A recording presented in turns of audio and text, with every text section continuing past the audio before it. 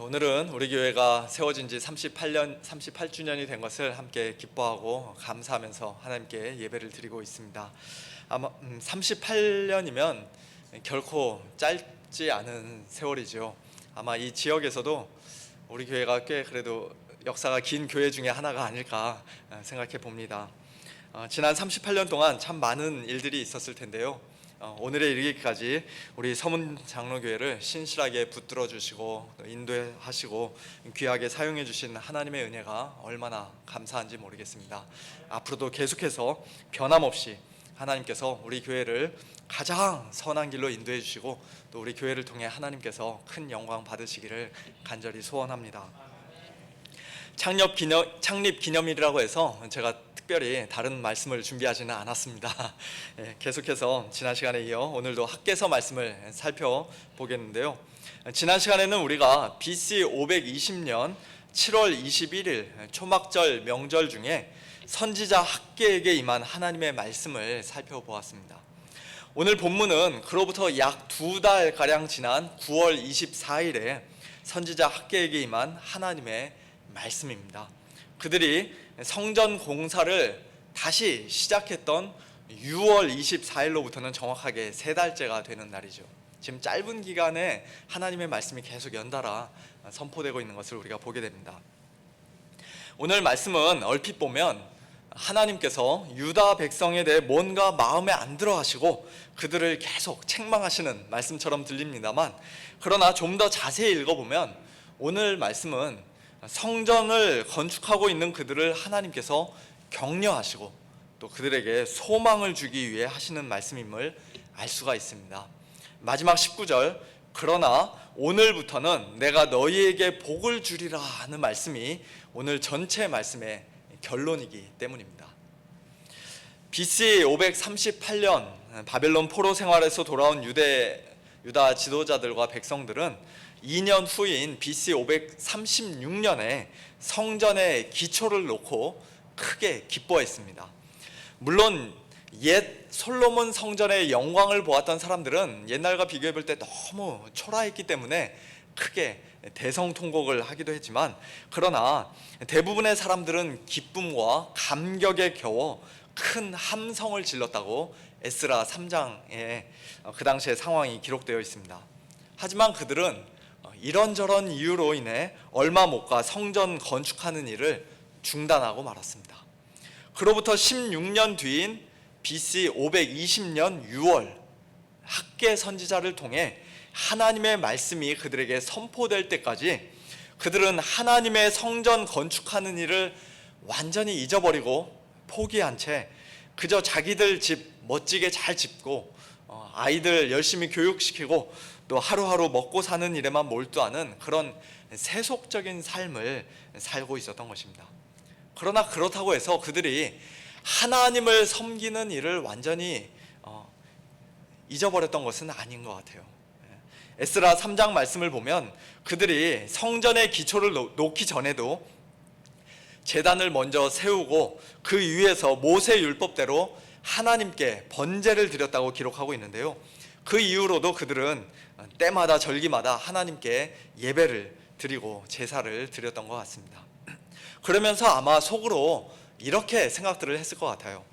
비록 우리가 지금 하나님의 성전 짓는 일을 잠시 멈추고는 있지만 그래도 나름대로 하나님을 잘 섬기고 있으니까 하나님께서도 우리를 이해해 주실 거야. 이 거룩한 땅 예루살렘으로 돌아와서 하나님께 자주 제사를 드리고 있으니까 하나님께서도 당연히 기뻐하실 거야. 그렇게 생각하며 스스로 만족하고 있었을 그들에게 하나님께서는 오늘 본문 말씀을 통해 절대 그렇지 않다, 너희들이 지금 크게 착각하고 있는 것이다 라고 그렇게 말씀하신 것입니다. 11절에서 하나님께서는 학개 선지자에게 이렇게 말씀하십니다. 너는 제사장에게 율법에 대하여 물어보라. 2가지 질문을 하라고 말씀하세요. 먼저 12절, 사람이 옷자락에 거룩한 고기를 쌌는데 그 옷자락이 만일 떡에나 국에나 포도주에나 기름에나 다른 음식물에 닿았으면 그것이 성물이 되겠느냐. 무슨 뜻입니까?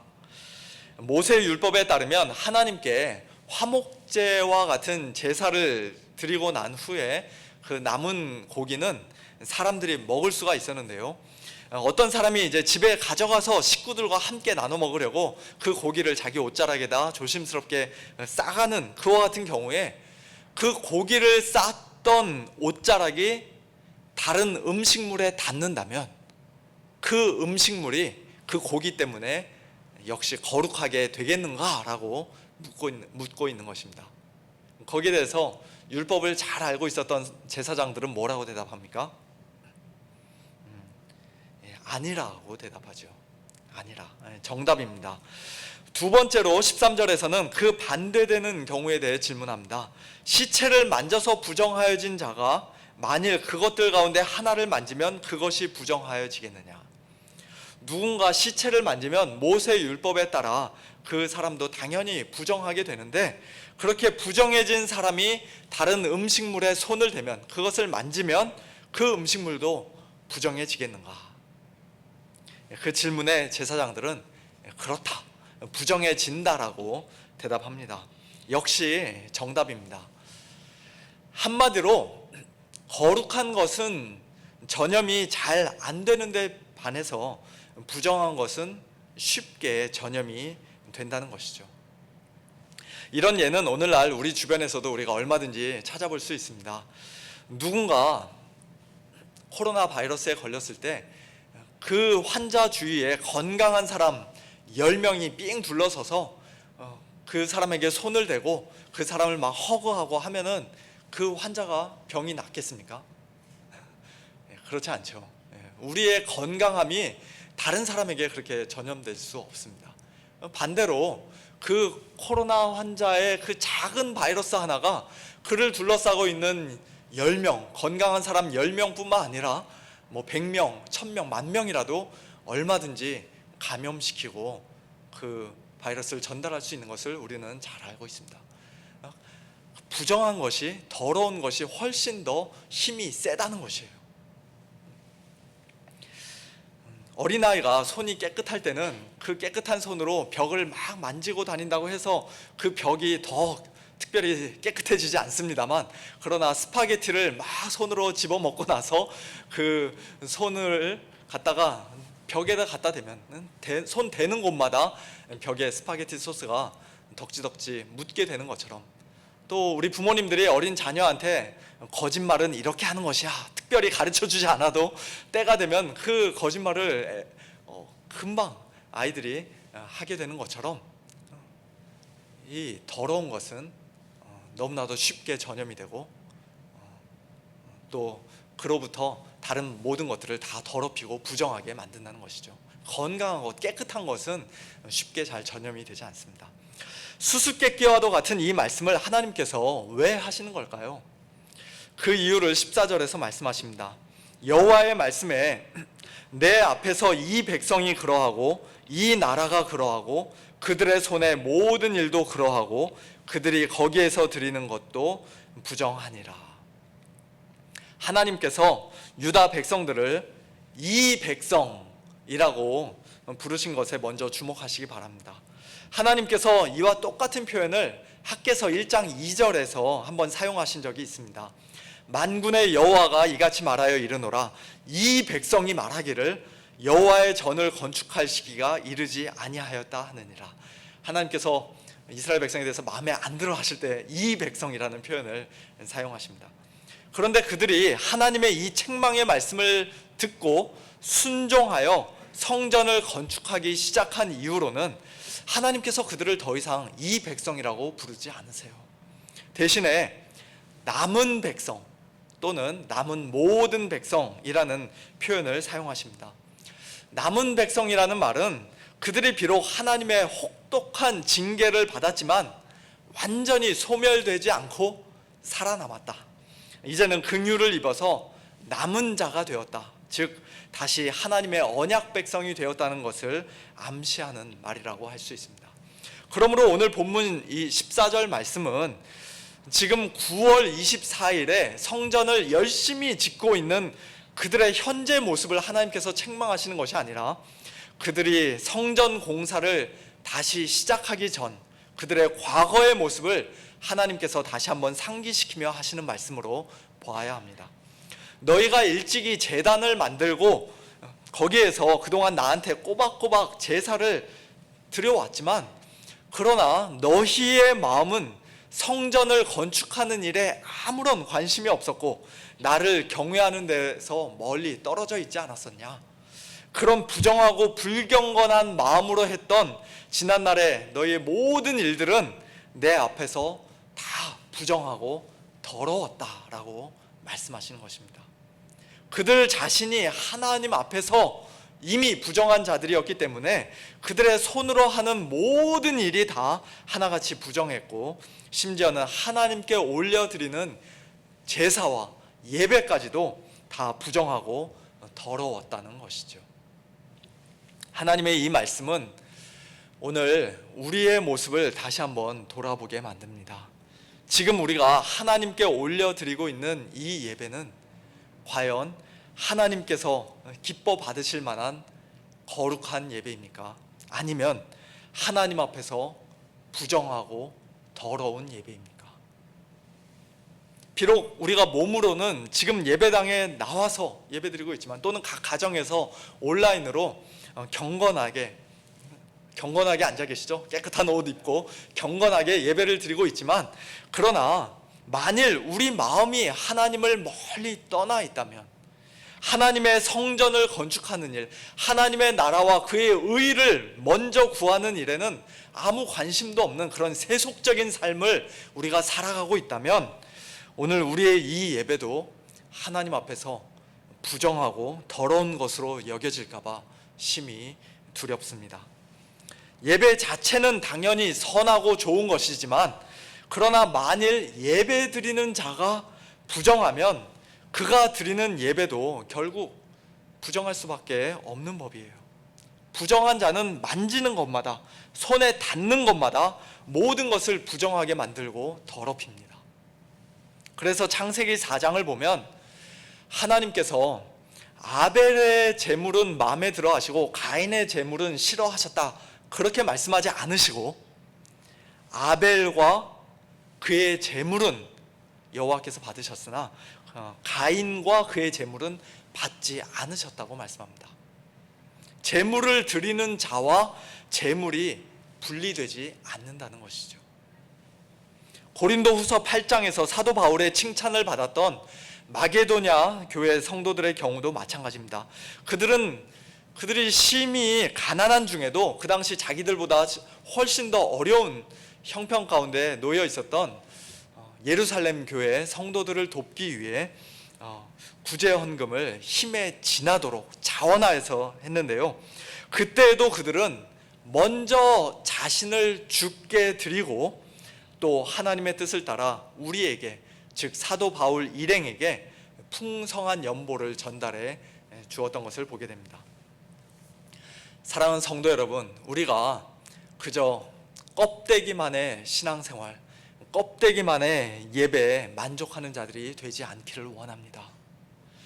지금 이 순간에 우리가 무슨 일을 얼마나 열심히 하고 또 얼마나 꾸준히 하는가, 물론 중요합니다만, 그러나 그보다 훨씬 더 중요하고 훨씬 더 먼저 우선시 되어야 할 것은 우리가 하나님 앞에서 과연 어떠한 자로 서 있는가, 우리의 마음이 지금 어떠한 상태인가 하는 것입니다.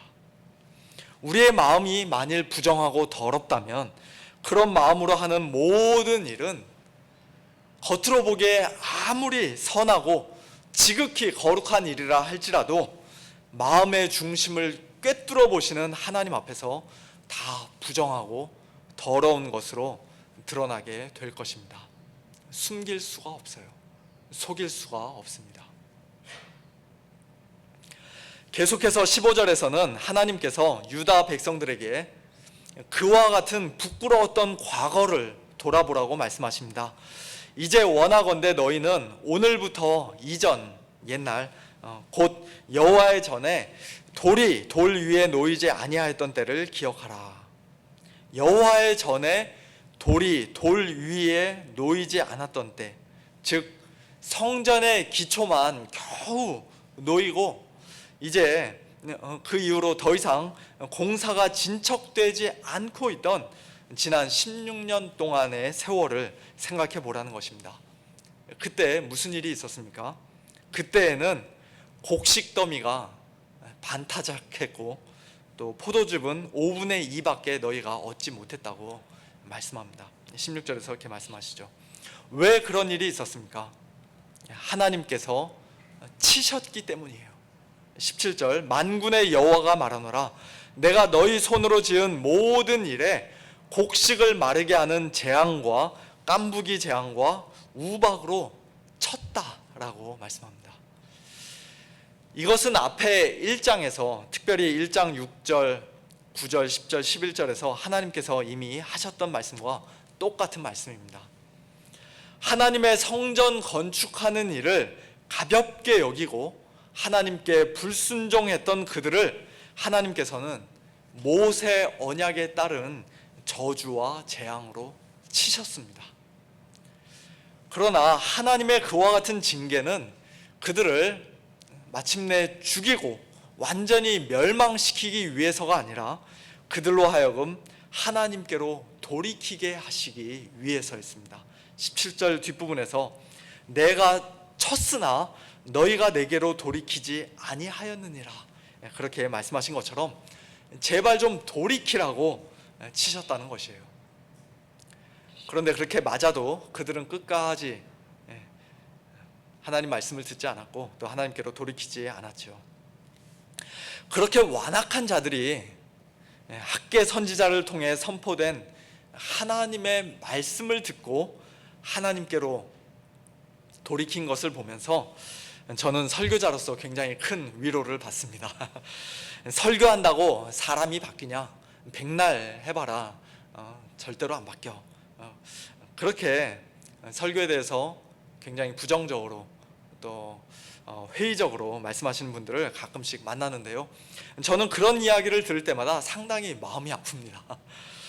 이분이 말씀의 능력을 아직 경험해 보지 못하셨나 보구나 그런 생각이 들어요. 저는 설교자가 아무리 어눌하고 아무리 부족해도 하나님의 말씀 그 자체에 능력이 있다고 분명히 믿습니다. 심지어는 요나처럼 니느웨 사람들 사랑하는 마음 전혀 없이 말씀을 선포하고 오히려 하늘에서 곧 불이 떨어질 것을 기대하며 심판의 메시지를 전했던 그런 부끄러운 설교자가 전하는 말씀이라 할지라도 하나님께서 하고자 하시면 그 설교 듣는 사람들, 그 말씀 듣는 사람들을 얼마든지 변화시킬 수 있는 그런 놀라운 능력이 하나님의 말씀에는 분명히 있습니다. 제가 그 산 증인이라고 할 수 있어요. 우리 성도님들도 마찬가지겠지만요. 저는 뭐 신비한 환상을 보거나 어떤 대단한 기적을 경험하고 하나님을 믿지 않았습니다. 하나님의 말씀을 듣고 변화가 되었어요.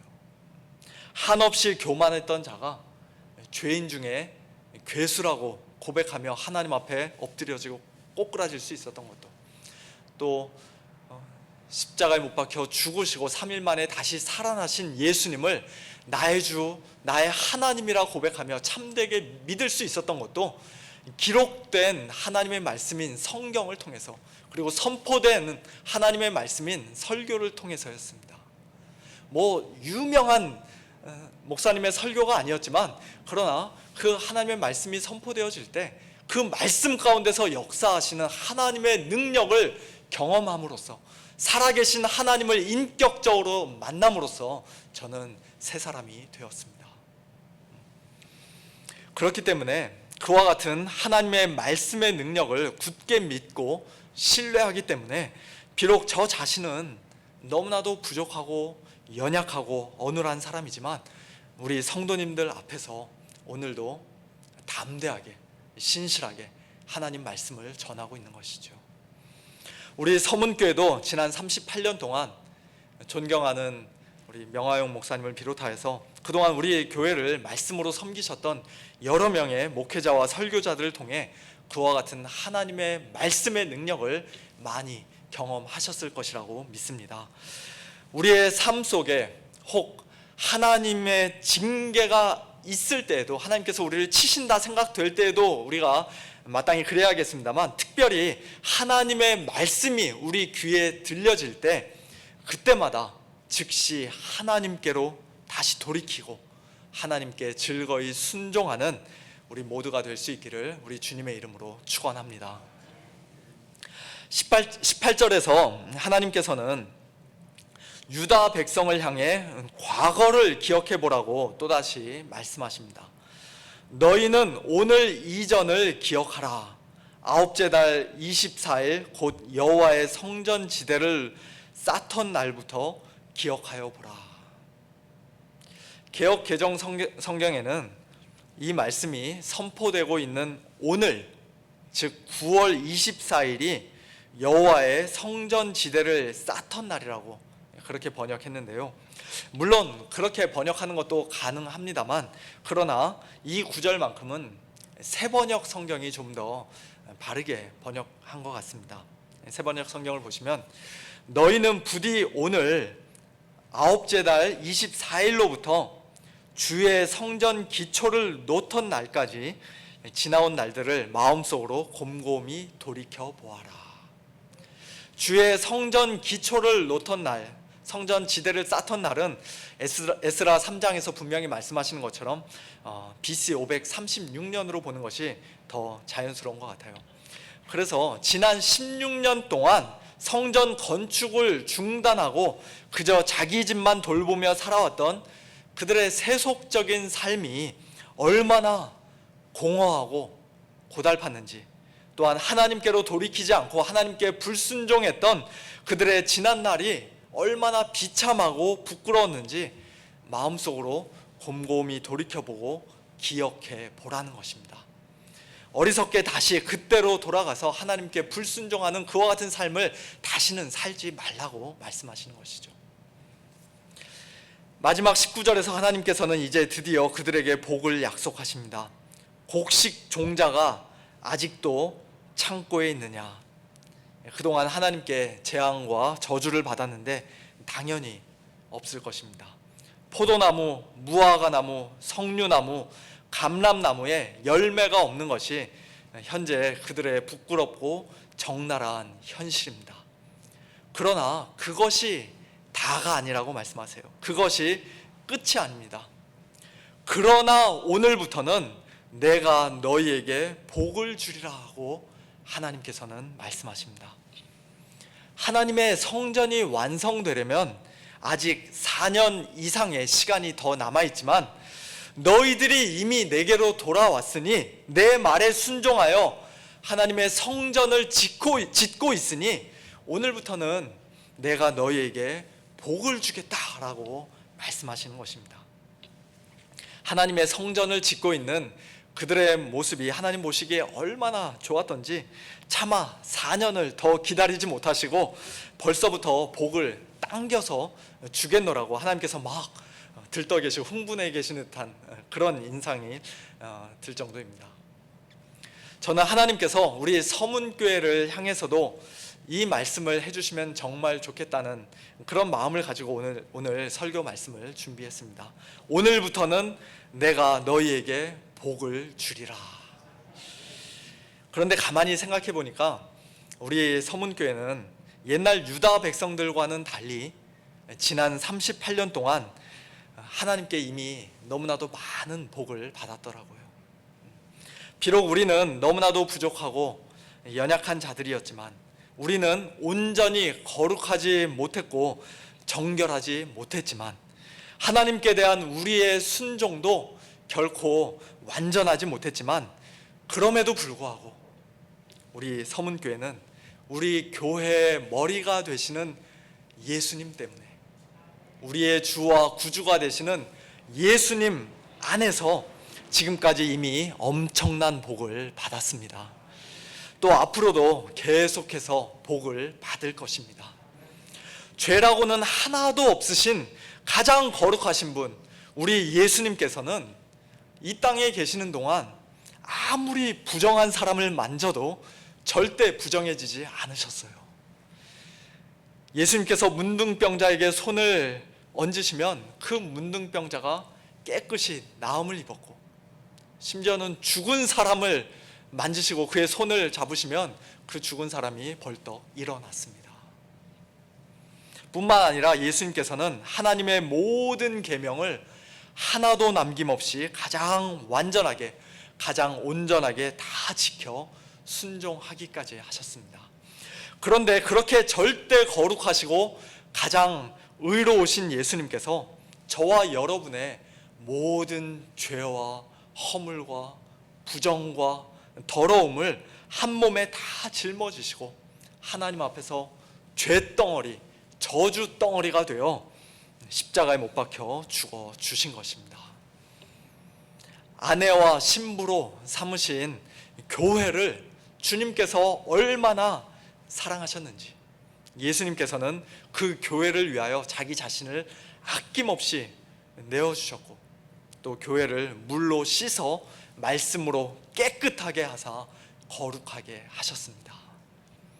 더 나아가 믿음으로 예수님과 하나 된 우리 성도들에게 예수님의 그 완전한 의와 거룩을 선물로 주셔서, 또 우리 안에 성령을 보내어 주셔서 이제는 손을 대는 것마다 다 더럽히고 부정하게 만드는 그런 참 마이너스의 손을 가진 사람들이 아니라, 오히려 예수님처럼 우리 역시도 이 세상에 하나님의 사랑을 전하고 생명을 전하는, 우리 주위 사람들에게 선한 영향력을 끼치고 하나님의 복을 풍성히 나눠주는 그런 축복의 통로가 되게 하셨습니다. 또한 오늘 본문에서 유다 백성들이 하나님께 순종하여 열심히 건축하고 있는 그 성전 건물 자체를 하나님께서 기뻐하셨던 것은 결코 아니라는 사실을 우리는 분명히 잘 알고 있죠. 그로부터 수백 년 후 이 땅에 참된 성전으로 오셔서 하나님께 온전히 순종하시고 십자가에 못 박혀 죽으시고 또 부활하시고, 또한 우리에게 성령을 보내주심으로써 이 땅에 하나님의 나라를 건설하실 예수님 때문에, 우리를 하나님의 거룩한 성전으로 만들어 주실 예수님 때문에 하나님께서는 크게 기뻐하셨던 것입니다. 그리고 예수님 때문에 그 유다 백성들에게도 미리 500년 이상이나 당겨서 복을 주셨던 것이에요. 오늘부터는 내가 너희에게 복을 주리라 말씀하실 때는 그 뒤에 예수 그리스도 때문에 라는 말이 생략되어 있습니다. 그런 면에서 오늘 저와 여러분은, 우리 서문교회는 예수님 때문에 받게 되는 그 복을 이미 풍성히 받은 자들입니다. 옛날 유다 백성들이 십자가를 멀리서 희미하게 바라보며 살짝 맛보고 미리 당겨받았던 그 복을 우리는 2000년 전 갈보리 언덕 위에 이미 우뚝 솟은 그 십자가를 뒤돌아보며 감사하는 마음과 믿음으로, 또한 오늘 우리 안에 거하시는 성령을 통하여서, 그리고 앞으로 장차 이 땅에 다시 오실 예수님을 기다리는 그 흔들리지 않는 소망을 가지고 우리는 하나님의 그 복을 매일매일 풍성히 누리고 있습니다. 우리가 이미 받았고 또한 지금 누리고 있는 이 복은 심지어 그리스도 안에서 창세 전부터 시작된 복이라고, 하늘에 속한 그 모든 신령한 복을 하나님께서는 창세 전부터 우리를 위하여 예비하시고 또 우리에게 부어주신 그와 같은 복이라고 에베소서 1장 3절 이하에서는 말씀합니다. 사랑하는 성도 여러분, 예수님 때문에, 예수님 안에서 우리 서문교회를 지난 38년 동안 신실하게 지키시고 인도하시고 큰 복을 내려주신 우리 하나님께서 오늘부터 또다시 우리에게 복을 주시고 또 앞으로도 계속해서 변함없이 복 주실 것을 굳게 믿으시기 바랍니다. 그 믿음으로 예수님 꽉 붙잡으시는 가운데 날마다 하나님께로 돌이키고 또 하나님을 더욱더 뜨겁게 사랑하며 하나님께 즐거이 순종하는, 그리고 주위 사람들에게 하나님의 이 놀라운 복을 풍성히 전달해주는 그와 같은 복된 우리 서문교회와 우리 모든 성도님들 다 되시기를 우리 주님의 이름으로 축원합니다. 함께 기도하겠습니다. 하나님 아버지, 감사합니다. 저희들의 모습을 돌아보면 참 너무나도 부족하고 연약하고 또 부끄럽고 하나님 앞에서 죄송한 것 뿐이지만, 그러나 예수님 때문에 하나님께서 우리 서문교회를 사랑해 주시고 지난 38년 동안 말할 수 없는 큰 복을 저희에게 주신 것 참으로 감사를 드립니다.